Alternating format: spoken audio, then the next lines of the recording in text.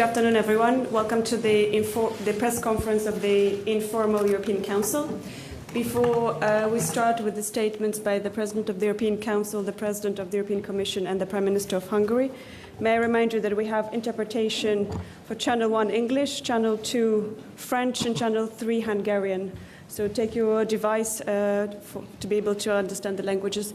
President Charles Michel, you have the floor. Thank you. Good afternoon, everyone. First of all, I would like to say thank you, dear Prime Minister, for hosting us today and for having hosted us yesterday. It was a very good organization, and we had very good meetings yesterday with the European political community, and we had also the occasion yesterday evening to have a working dinner. Before I say a few words about those meetings, I would like to start by strongly condemning those terrible attacks against Israeli people. I would like to express my solidarity with the victims. Anti-Semitism is not acceptable, and we are absolutely committed to fighting this attack against our fundamental values and principles. Ladies and gentlemen, yesterday evening we had the occasion to have the exchange of views on the transatlantic alliance and the relationship with the United States following the elections of Donald Trump. It was the occasion to congratulate him.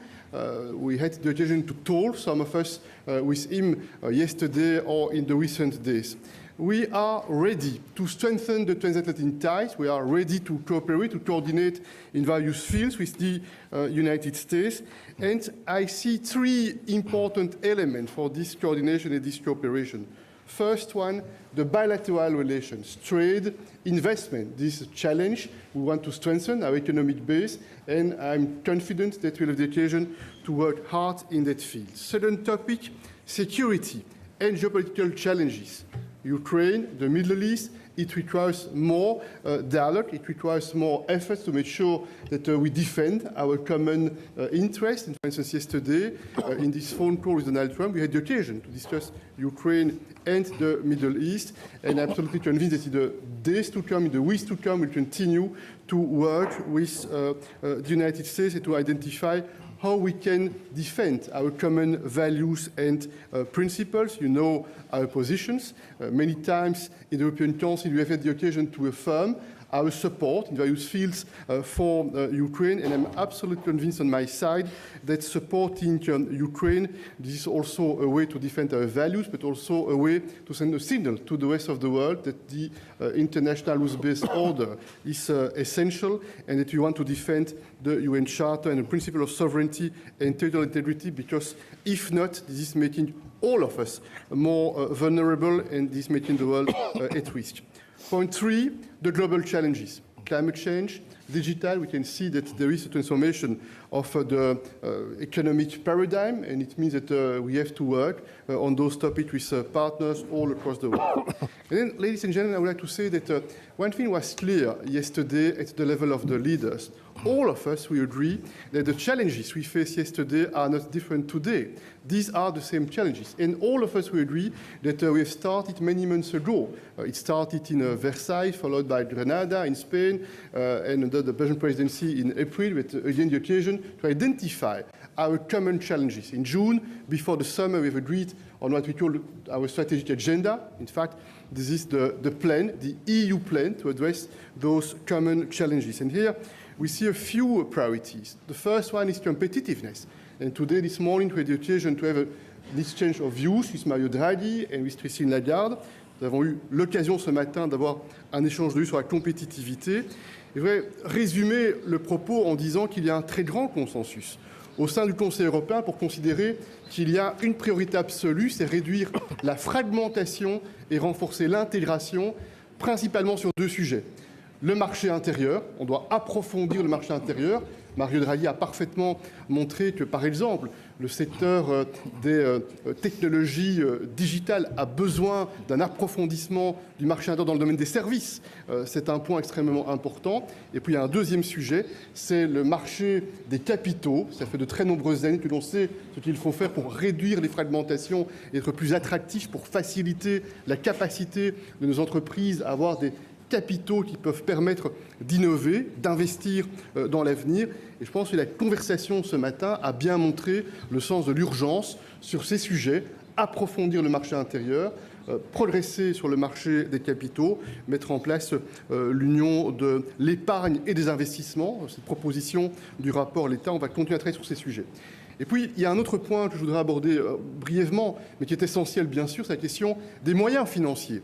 Et je pense que la déclaration de Budapest identifie bien les jalons au départ desquels on va continuer à travailler dans ce domaine-là. D'une part, we have decided to explore new instruments, and you know what it means. It means that today there is no spontaneous consensus on the topic, but the debate is on the table, and I'm absolutely confident that in the months to come, and probably in preparation of the next multi-annual framework, it will be the task in the framework of the new institutional cycle, this debate will take place.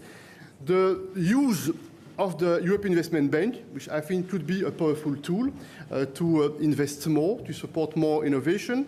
Capital Markets Union, I've already mentioned, and the own resources and the need to work further on the own resource. Finally, one word about defense and security. And I remember 5 years ago, some of us, when we started to talk about European sovereignty, strategic autonomy, maybe it was not the mainstream across the EU. But today I can see that there is more and more support for the idea that we have to strengthen the European defense readiness and that we have to strengthen our defense capabilities. And it means that we need to cooperate much more. NATO is a fundamental pillar, there is no doubt, but there is a European responsibility in that field, and it's also the occasion to discuss how we can reinforce the industrial basis in that field, because if we want to be credible in the field of the European defense in the future, we have also to support more developments in the field of our industrial base in that field. Finalement, un dernier mot pour indiquer que l'unité, la confiance, ce sont les ingrédients magiques pour relever les défis. Alors, l'unité et la confiance, c'est rarement spontané. Ça demande des efforts, d'écoute mutuelle. Ça demande des efforts pour accepter de comprendre l'argumentation de l'autre quand il n'est pas d'accord avec soi-même. Je pense encore une fois que ce soit dans cette réunion de la communauté politique européenne ou au sein du Conseil européen, il y a eu cette capacité ici en Hongrie, à Budapest, de s'écouter, de se respecter et de tracer le chemin pour plus de confiance afin qu'on puisse agir pour une Europe plus forte, plus résiliente et plus souveraine. Merci beaucoup. Thank you, President. Thank you, President. Madam President, President of the European Commission, you have the floor. Thank you very much. Let me also start by saying that I'm outraged by last night's vile attacks targeting Israeli citizens in Amsterdam. This morning, we have been informed by Prime Minister Schoof to get a full overview over the situation. I strongly condemn these unacceptable acts. Anti-Semitism has absolutely no place in Europe, and we are determined to fight it and to fight all forms of hatred. We want Jewish life and culture to thrive in Europe. Let me turn to the meeting here we had today of the informal meeting of the European Council. And first of all, I want to thank you, Prime Minister Orban, dear Viktor, for the outstanding hospitality and organization of this informal European Council. Budapest is well known for its history, but also for its hospitality. And indeed, I can confirm it is a famous hospitality that we're lucky to experience here. So thank you very much for that. And then, dear Charles, I also wanted to thank you. Today is your last European Council. And I want to thank you for all your work and dedication over the last 5 years, for your commitment to making the European project moving forward, despite the many, many crises and the heavy storms we went through together when we think of the pandemic and, for example, the Russian war in Ukraine, but many other difficult topics that have had to be solved. Dear Charles, today we're stronger than we were 5 years ago, and this is also your success. So thank you very much for these 5 years.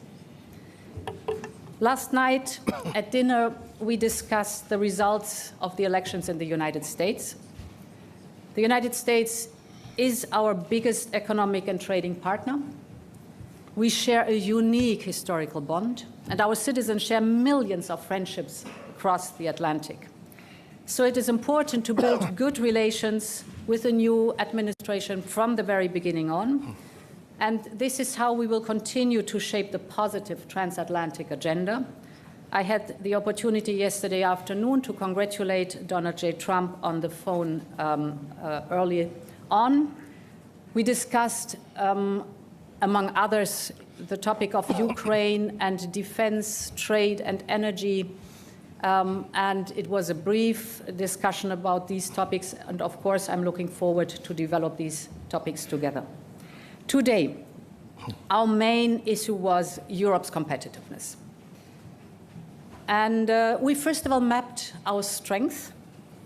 For example, that we compared with our main competitors have the longest life expectancy. We have an excellent education system that does not rely on the income of the parents. We have the lowest inequality between incomes, so a lot of social security. We have the biggest reduction of CO2 emissions, but we also know that we have areas where we have to improve our performance. And the basis of our discussion was and is the invaluable work of Mario Draghi. It is a year ago now that I asked him whether he could produce such a report looking at the competitiveness of the European Union. It was in preparation for the next cycle of the Commission. It was very well received, as you've seen over the last weeks and months since publication.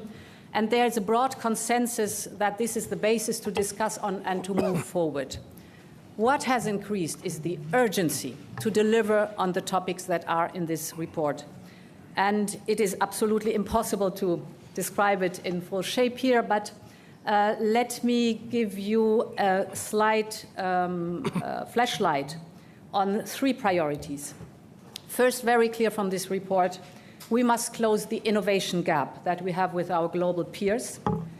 Above all else, it's about diffusing digital innovation throughout our economy. We are very good in groundbreaking research, outstanding, but there is a deficiency in bringing the research results into a product and scale up the product on the market in the European Union. So there are still a lot of barriers to innovation and innovative startups that we see and that the report sees. So first priority must be to take down these barriers with simplification and speeding up. And as a first step, to cut red tape for these startups. We have already started to do that, but we want to go further. What the startups tell us, the innovative startups, they tell us that it is for them very cumbersome to go to the single market because they often face 27 different regulations they have to deal with. So we want to propose a 28th regime, which says that for these innovative startups, a single rule book, a simple and single rule book for the whole of the European Union is accessible. It's voluntary. We have around 182,000 innovative SMEs. So this will give them access to the whole single market and give them the possibility to scale up. The goal is indeed to use the full single market to scale up. There are many more tracks that we have to work on the single market. I will not go in depth now, but I just want to say that the letter report is very helpful here also as a roadmap for the way forward. The Commission will present in June its strategy drawing on this report, and we will look at a better enforcement of the rules. We want to facilitate, most and importantly, cross-border trade, innovation and investment. Speaking of investment, as Mario Draghi pointed out, we need more investment, specifically more private capital. It is essential to ramp up also the private capital's investment in research and development. So we will work on a European savings and investments union because lots of the savings, was very impressive today to listen to Christine Lagarde, lots of the savings are not taken forward for valuable investments, but in the bank or in cash. So they could, if there is a more conducive environment for these investments, go to a deep and liquid capital market and leverage the wealth of these private savings. One other task to look at for not only closing the innovation gap, but also for the second priority, and that is to have a joint plan for competitiveness, decarbonization, and digitalization. We have shown in the past that we can reduce our emissions while growing our economy, but we know that we have challenges to overcome. So in the first 100 days of the new mandate, we will propose a clean industrial deal. It will build on Mario Draghi's report and on the 10 different sector dialogues we have led in the past month to ask the industry, with the commitment to 2050 climate neutrality, what is it what you need to get to this goal? How can we support you in getting there? And the sum of it will be in the clean industrial deal. One major topic in it will be energy. Energy was a big topic today in the discussion too. We know that it was a huge challenge to overcome the energy crisis unleashed by Russia's war in Ukraine, but the energy prices are still structurally too high. They have to go down, and this is one of the tasks for the new Commission ahead of us. We discussed the topics grid and interconnectors and storage. Simpler, faster permitting for renewables will be essential here. The third and last priority I want to shed a light on is reinforcing our strategic security. We know that over-dependencies can quickly turn into vulnerabilities, and this is why stable and secure supply chains are needed to power the future of our economy. You all know the topic of critical raw materials. We know that by 2030, for example, at the end of this mandate, demand for some minerals will rise exponentially. So we need action now and coordination at EU level to secure this access. There are two ways to do this. One way is to diversify, so to have a trading partnership with other regions of the world so that we're not depending on one single supplier, but we have a diversified chain of supply of critical raw materials. The second is even more interesting, and that is the whole topic of the circular economy. If you recycle, you do not need to get new critical raw materials. And if you look at the latest development in the startups for recycling, it's fascinating to see how much they can take out of a product that would go to waste normally and take out, again, these critical raw materials or other valuable resources and put them into the new cycle of production again. So way forward to follow up. I will stop here. It was a very fruitful discussion about the Draghi report and the roadmap forward, and thank you for your attention. Thank you, Madam President. The Prime Minister of Hungary, Mr. Orban, you have the floor. Thank you very much. May I speak Hungarian, I suppose so. Tisztelettel köszöntöm Önöket, örülök, hogy elfogadták a meghívásunkat. Mindenek előtt magam is szeretném Magyarország nevében elítélni az antiszemita zavargásokat, amelyek Amsterdamban történtek. Ez számunkra, magyarok számára is elfogadhatatlan. Önök most egy olyan városban vannak, ezt a külföldieknek mondom, ahol Európa talán legnagyobb zsinagógája, és a város legnagyobb katolikus katedrálisa egymástól lényegében egy kőhajításnyira van. És ez a közelség egyben szimbolizálja is a mi városunkat. Ez egy találkozóhely, különböző kultúrák találkozóhelye, kelet, nyugat, észak, dél, és ettől olyan különlegesen toleráns. Ezért élünk itt Budapesten békében és biztonságban együtt, és azt kívánom az amsterdamiaknak, hogy ez nekik is sikerüljön.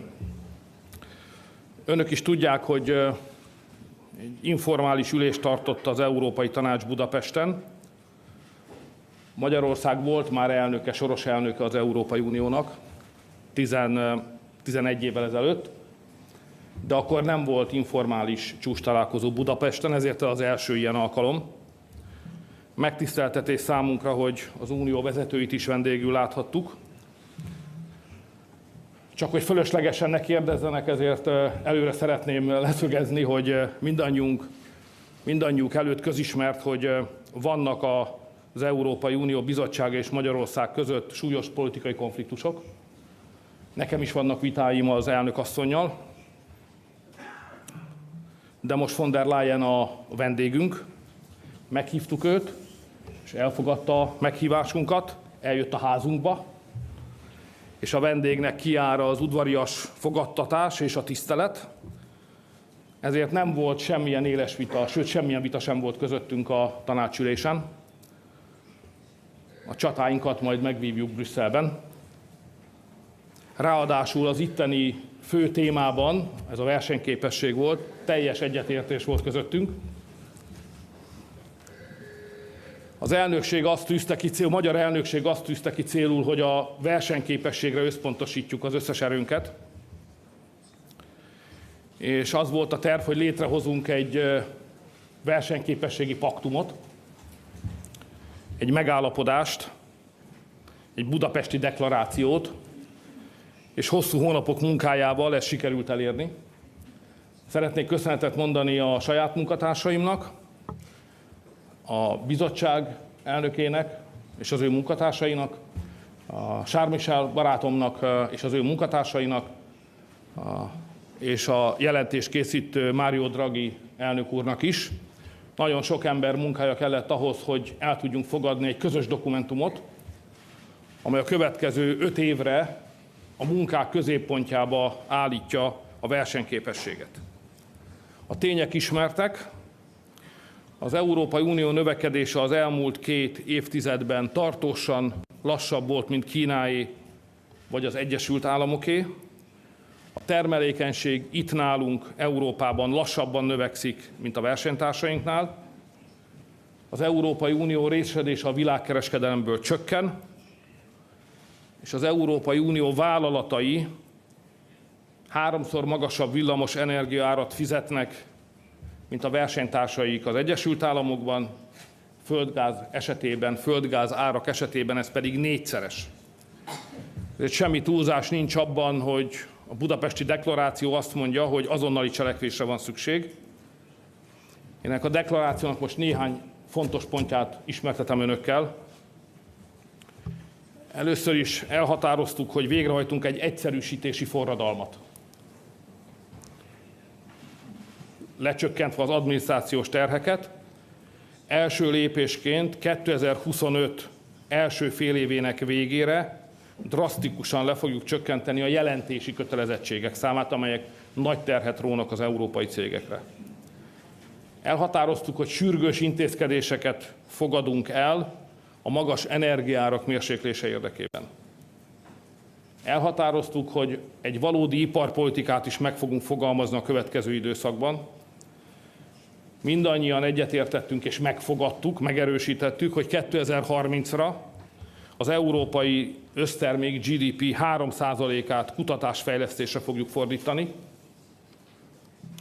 Elhatároztuk, hogy tőkepiaci uniót teljes egészében megvalósítjuk. Elnök asszony is arról beszélt, hogy az európai emberek megtakarítása, annak az összege, az magasabb, mint az amerikaiak megtakarítása, de az európaiak a pénzüket a bankokban tartják. A bankok pedig genetikailag nem alkalmasak arra, hogy a különböző kockázatos high-tech befektetéseket finanszírozzák. Ezért nekünk a bankbetéteket át kell vinnünk pénzügyi alapokba, meg kellene győzni a polgárainkat, hogy tegyék ezt, annak érdekében, hogy azok a pénzek könnyebben legyenek felhasználhatók innovatív gazdasági megoldásokra. Ennek érdekében teszünk majd lépéseket. Eldöntöttük, hogy egy európai védelmi ipari bázist hozunk létre. Megállapodtunk abban, hogy a következő 5 évben a versenyképesség lesz a középpontban, Abban is megállapodtunk, hogy minden új jogalkotási javaslathoz kell készíteni egy értékelést, ezt úgy hívjuk, hogy versenyképességi tesztet, hogy minden új jogszabályról lássuk, hogy a versenyképességre annak milyen hatása van. A bizottság elnökasszonya egyetértett a tanács tagjaival, hogy az Európai Tanács ülésein rendszeresen vissza fogunk térni a versenyképesség kérdésére. Én optimista vagyok a mai tanácskozás végén, úgy éreztem, hogy senki nem a hanyatlást akarja menedzselni, hanem mindannyian újra nagyjá akarjuk tenni Európát, ha már az amerikaiak úgy döntöttek, hogy ők nagyjá teszik Amerikát. Erre egyetlen lehetséges európai válasz van, mi pedig Európát fogjuk nagyjá tenni. Köszönöm szépen a figyelmüket. Thank you, Prime Minister. We'll open the floor for questions, and we start with the Razzi.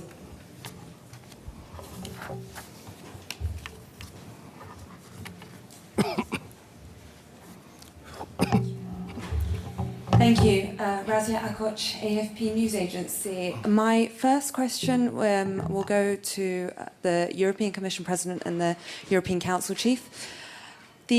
I'm going to very quickly just mention that the conclusions of a European Council in Lisbon in March 2000 said the Union today has today set itself a new strategic goal for the next decade to become the most competitive and dynamic knowledge-based economy in the world.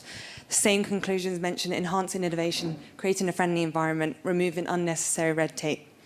Why should Europeans believe that things will be different this time round? What was wrong then that is right now? And my question for European Commission President and for the host Prime Minister Orban, if he'd also like to comment on this. So Trump is returning. Is Europe ready for whatever trade measures, even trade war, that he might unleash this time round? Thank you. So, should I start? Okay. First of all, we should not underestimate that since the dates you were mentioning, I'm speaking about competitiveness now, since the dates you were mentioning, enormous involvement, industrial research and development involvement has taken place. So it's not the same status as then. So today what we are doing, we're looking at the facts. How, for example, is our performance in different sectors? How is our performance in different measures? We see that we are good in, we have our strength. I was mentioning it at the beginning. And we also have, for example, in innovation, a remarkable talent in Europe. For example, with the whole clean tech sector, we are world leading, so we have our strength. But I think it is also a question of clarity that we have to be sincere in describing our weaknesses, where we have to work and to improve things. For example, if you're speaking about red tape, how could you convince people that this time it's different? Measure us at our words. We will, for example, come with a so-called omnibus. Omnibus is you take from many different files topics to reduce bureaucracy, to reduce reporting burdens, and put them in one omnibus that you lead, then guide, and propose as a Commission and guide them through the Parliament and the Council. So you have a huge approach to reduce in one step in all the different fields what is agreed is too much today. We will look, for example, at the triangle taxonomy, CSRD, CSDDD. And important is, and this is something we agreed also in the informal council here today, the content of the laws is good. We want to maintain it, and we will maintain it. But the way we get there, the questions we are asking, the data points we are collecting, thousands of them, is too much, often redundant, often overlapping. So it's our task to reduce this bureaucratic burden without changing the correct content of the law that we all want. The second question was? Victor, it was something with the two of us, and I forgot the content. How to negotiate with Trump on trade. Sorry.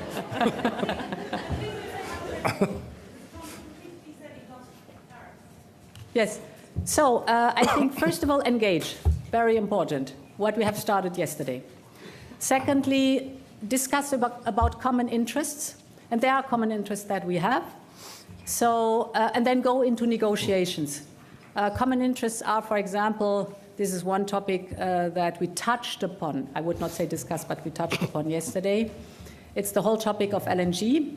We still get a lot of LNG via Russia, from Russia. And why not replace it by American LNG, which is cheaper for us and brings down our energy prices, but is something where we can get into a discussion, also what our trade deficit is concerned. So engage, look at common interest, and then negotiate. Moi, je voudrais ajouter deux choses. D'abord, sur le premier point, effectivement, je pense que les messages qui ont été donnés hier, c'est un souhait d'engagement. Et c'est aussi le message que Donald Trump nous a adressé. C'est un souhait d'engagement avec l'Union européenne. C'est un premier point. Et puis, la première question sur la compétitivité, qu'est-ce qui est différent en quelques instants simplement, pour dire que le monde, depuis 5 ans, a beaucoup changé.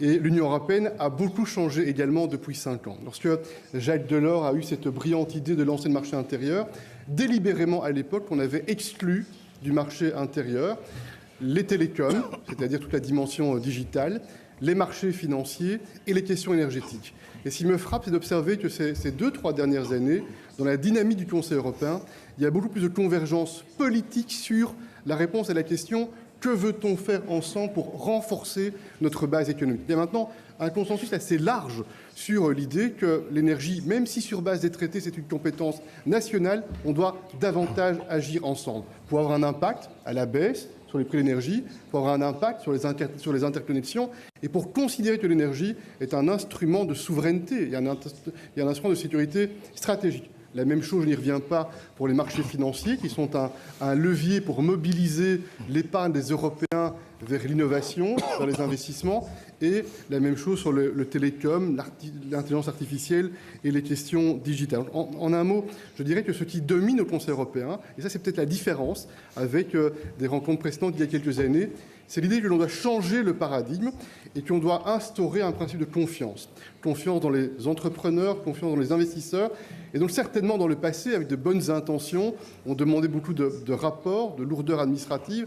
On pense qu'il faut inverser le raisonnement et aller vers davantage de confiance pour libérer les capacités de développement économique, libérer la compétitivité de nos entreprises. Et c'est un enjeu qui est effectivement central parce que, comme Viktor Orban l'a bien montré en mentionnant quelques exemples, les chiffres montrent que l'on accumule du retard par rapport à nos partenaires et compétiteurs. C'est maintenant qu'il faut agir. Le rapport Letta, le rapport Draghi sont des messages. Il est minuit moins 1 et c'est maintenant que l'on doit agir.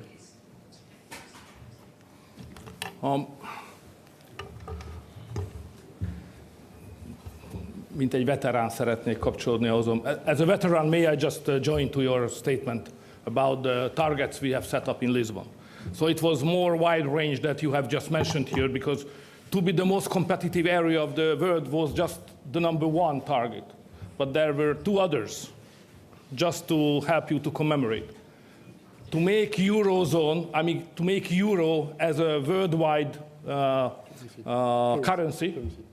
And then that we create a biggest ever market from Lisbon to Vladivostok. So now time has changed. So these targets are not realistic anymore. So what can we do to set up new goals? And the answer to your question, what is the guarantee that these goals will be achieved, unlike the previous one? The answer is it depends on the leaders. It's a leadership issue. So if the leaders are good, they can achieve their goals. If the leaders are weak, they fail. So look at the Hungarian presidency.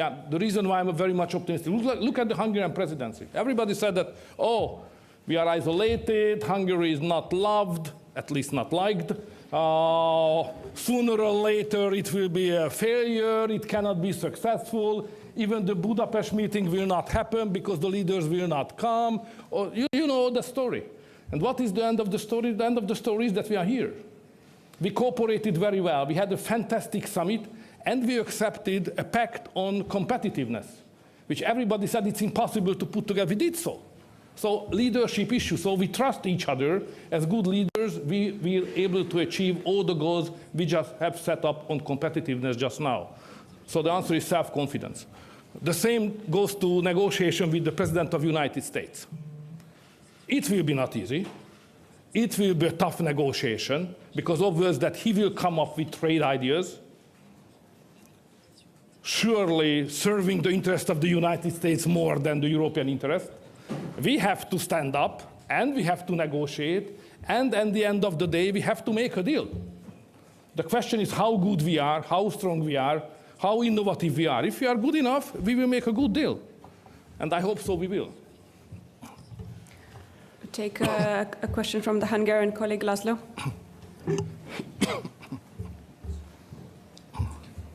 Jó napot kívánok, Mészáros László vagyok a Magyar Televíziótól. Orbán Viktor miniszterelnök úrtól kérdezném, hogy látja, mennyi időn belül lehetnek érezhető hatásai annak a cselekvési tervnek, amelyet most elfogadtak.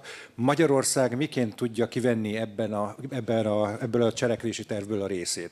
Illetve annyit kérdeznék még öntől, hogy a két komoly diplomáciai találkozó után mik a magyar elnökség további tervei? Köszönöm. Csak röviden. Tehát a magyar elnökség még nem ért véget. Ez egy jó kis összejövetel volt, szép eredményekkel. Van még néhány meglepetés a tarsolyomban, de most nem azért jöttünk össze, hogy ezekről beszéljünk. Még van előttünk 2 hónap. Remélem érünk majd meg el komoly eredményeket. Az első kérdésére, hogy mennyi idő kell, hogy önök is érezzék, hogy amit itt elhatároztunk, az eredményre vezetett. Erre az én válaszom az, hogy 6 hónap. Tehát 2025. július 1-én nekünk itt kell állnunk, vagy valahol állnunk kell, és azt kell mondani, kitűztünk célokat, ezekből van, amit teljesen megvalósítottunk, és bizonyos célokat pedig időarányosan elértünk. És ezt látni kell, és a cégeknek érezniük kell. Fél év, szerintem nincs több időnk. Emmanuel Macron, a franciák elnöke kicsit optimistább, szerintem van 2 évünk is, szerintem 6 hónapunk van, és lehetséges 6 hónap alatt érzékelhető döntéseket hozni.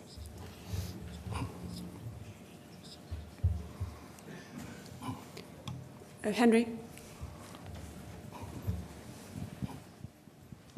Thank you so much. Henry Foy, Financial Times. Question to the two presidents. Do you think that the election of Donald Trump and the collapse of the German coalition has made it more likely that the EU will actually develop and implement these new financial instruments that leaders today agreed to only explore? And is pressure increasing on the countries that currently oppose these measures to drop that opposition? And to the Prime Minister, you've talked today about the need for unity in the EU and the need to unify around the competitiveness challenge to form a common European response. That's probably quite a surprise to the other leaders who often hear you talk about national sovereignty and the reason why governments need to be able to tell Brussels not to tell them what to do and ignore this federal approach to things. What's changed? Are you going soft?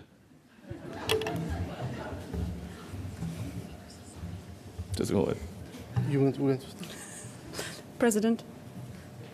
President, I think. Which one? You. Okay. Since it's the last summit, I think. Take the plunge. Okay.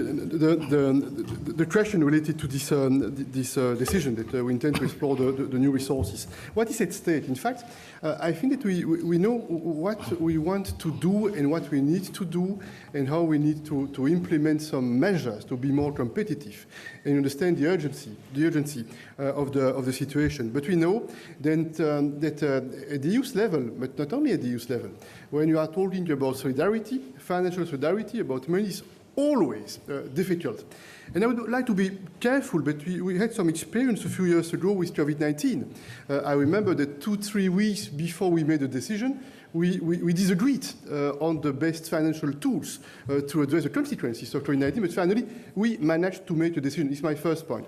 And my second point is the following. It's also based of my modest experience within this group of 27 leaders the last 10 years. I think this is important not to forget that it's solidarity, this a both approach. On the one hand, it's a question of financial support and financial means that we dedicate to reach some common goals. It's one part of the story. Another part of the story is related to the reforms, the structural reforms, so that the trust is guaranteed on both sides. And I remember that what made the difference a few years ago when we had an agreement on the multi-annual framework is this trust. It's because we understood that through the tools that we were putting in place, it was not only a one-side approach, it was an approach based on the idea that solidarity is not only a question of money, this is a question of financial support, financial means, but also a question of what are the domestic reforms we are going to implement so that we guarantee more trust among us. So I will answer this question independent of singular member states' developments. You were referring to the so-called new financial tools or innovative financial tools, where we agreed in the conclusions to explore them. And I think it was very clear, if I may one step backwards, we need more private investment, but this is on a different sheet of paper. We need more public investment. If we look at all the needs that are there, starting with security and defense, and going to the topic, for example, of supporting our innovative industries. The approach has to be very clear. We first have to define our priorities, indeed. And if the priority is that for certain military capabilities, we're not able to finance, and it's not smart to finance them individually and fragmented in 27 member states, but that it's much more better to finance them on a European scale, then we can discuss how we finance that.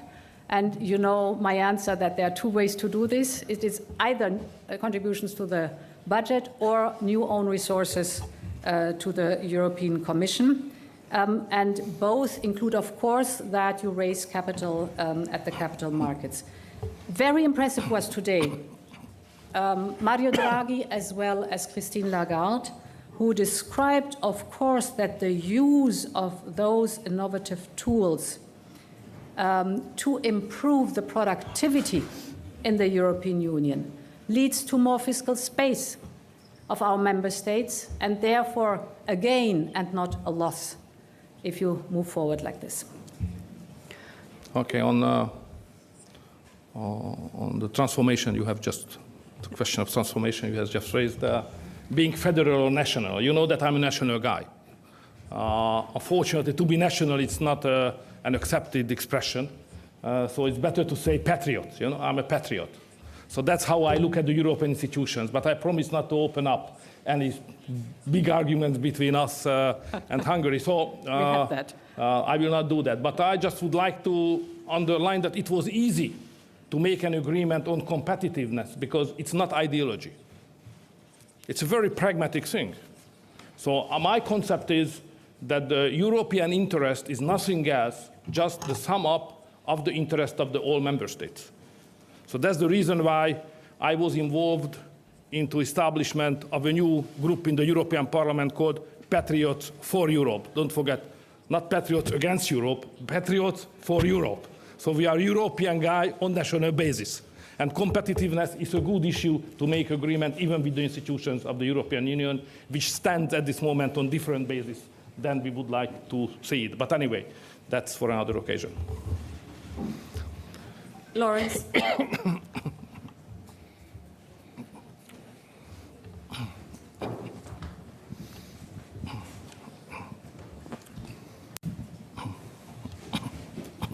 Thanks a lot. Lawrence Norman of the Wall Street Journal. First of all, a question for the two presidents. Nice, simple one. Can Europe plug the gap in support for Ukraine if Donald Trump cuts off aid? Can it and will it? And a question for the Prime Minister. Please. You are making an argument that the strategy on Ukraine is not there. And I think it's true to say now that there are other leaders who agree with you in a way that wasn't true in the past. They see the situation as difficult. They know Ukraine is not winning. But in June of 2022, months into the war, you were opposing sanctions on Russia. and you were opposing giving weapons to Ukraine. You wanted Russia unpunished and Ukraine vulnerable. How is that a pro-peace position? Isn't it simply a pro-Russia position? Madam President. On the first part of your question, we have very carefully shaped the financial support for Ukraine. As you know, the 50 billion euro Ukraine facility that is there, and that we have now, in addition, the G7 loan that will give Ukraine already important relief until 2026. And you know that we have a fair share for every partner in the G7. They all contribute to this $50 billion loan that is given to Ukraine in addition.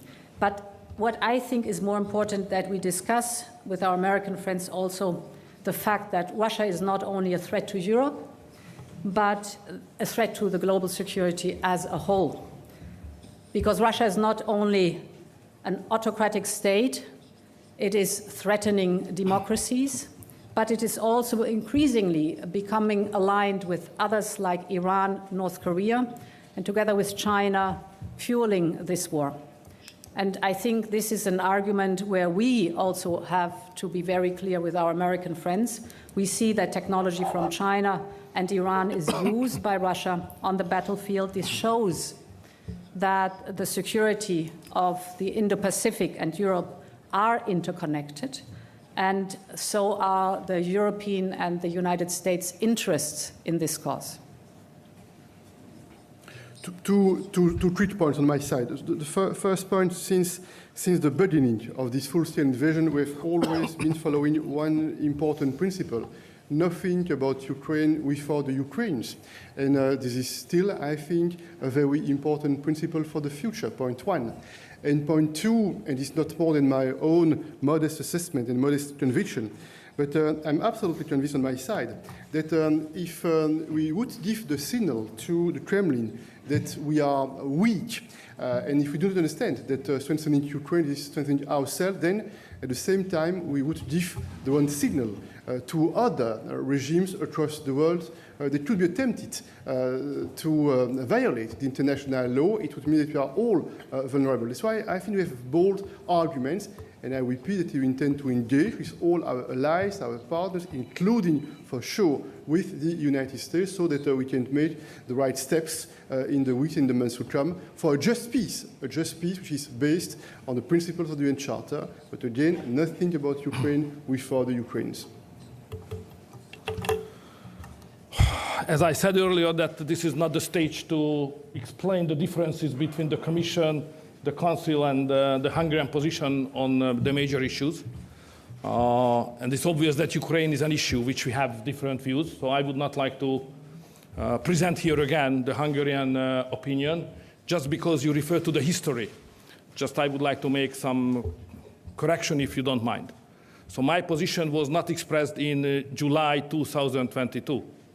My position about this war was expressed first time 2022 March at the first council meeting, and it was exactly the same at that time, which is my opinion today. So there is no change at all. My estimation on the situation was exactly 2 years ago than it is today, and I had some forecast even that time, how will we find ourselves, which situation 2 or 3 years later anyway, but this is not a discussion for that. But the Hungarian position is obviously a pro-peace position, and the pro-Hungarian position as well. Don't forget that when the Ukrainian war has started, we launched the biggest ever humanitarian aid to Ukraine. So we helped them. But we has no intention to be part of that military conflict, not in the slightest sense. So we remain in the field of humanitarians. Hungary is very tough on migration issue, as you know. But when the war erupted, we immediately opened the border for the Ukrainian refugees and let them to come, and we helped them much. Hundreds of thousands arrived and got all the aid and help what they have needed. So I think we did very well with our limits, which stays and keep Hungary on the field of humanitarian cooperation and aid, and don't let the Hungarians to move closer to the war. We'll take the last question and then we'll wrap up, Susanna. Susana Fresh, SIC Portugal. Prime Minister Orban here. Actually, a follow-up. You said that you are not isolated, but you also said that you have different views when it comes to Ukraine. So my question is, do you feel isolated when it comes to Ukraine? And yesterday here in the same room, you were in favor of a ceasefire, and half an hour later, President Zelensky said that was not acceptable. So why do you think Ukraine should accept ceasefire, and why do you agree they should lose territory as well? And President Michel, well, do you think that you spoke about unity? Do you think that unity is at risk, especially now that President Donald Trump is back to the White House? And do you think that Antonio Costa will have a much more difficult task maintaining unity? Thank you.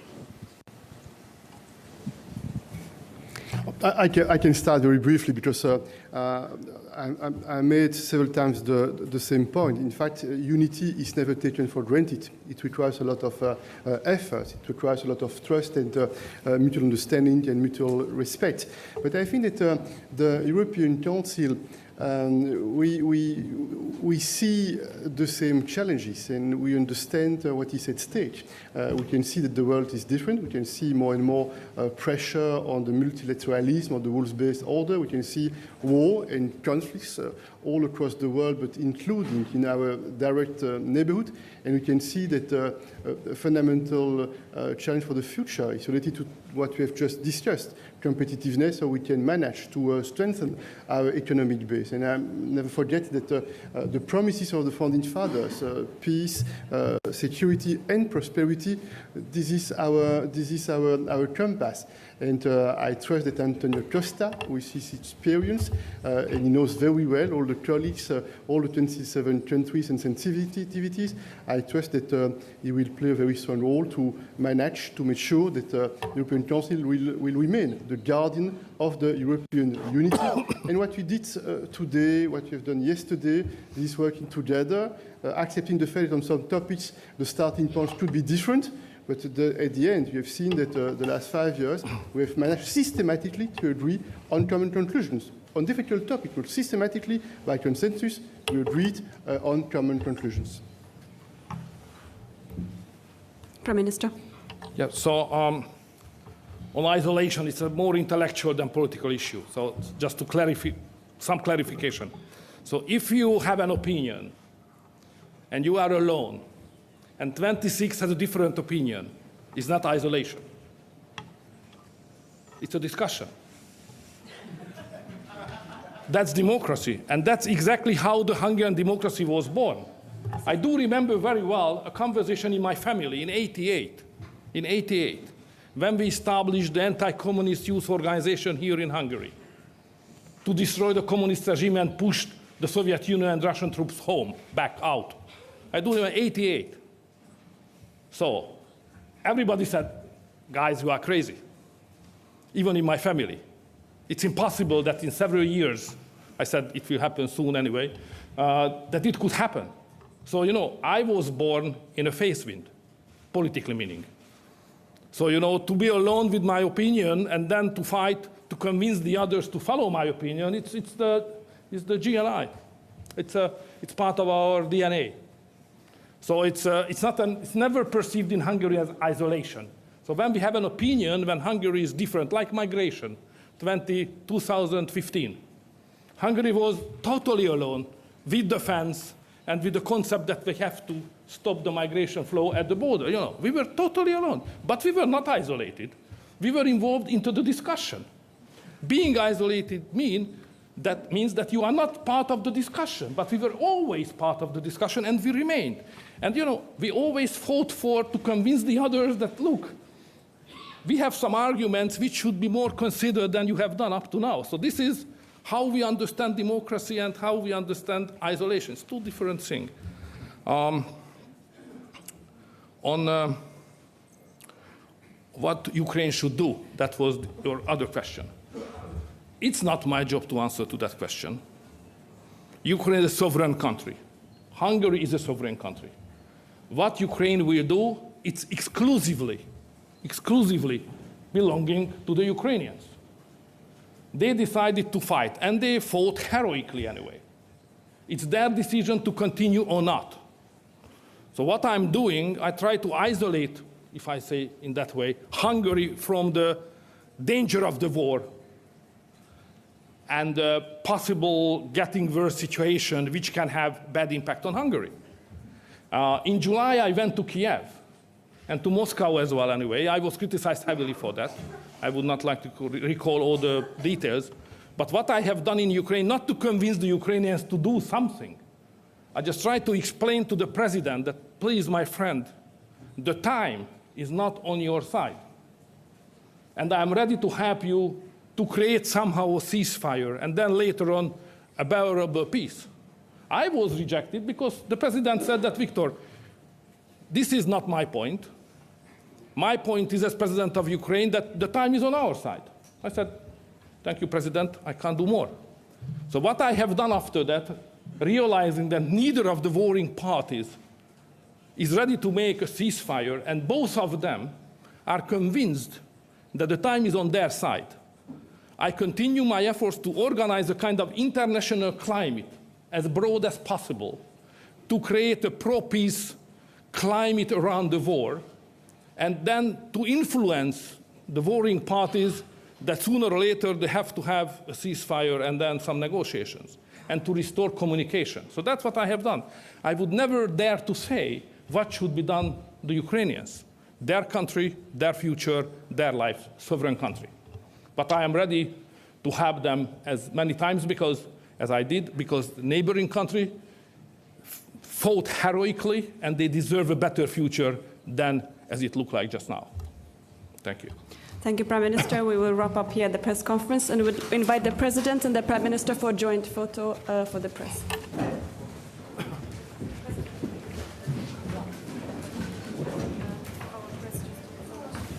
Thank you very much.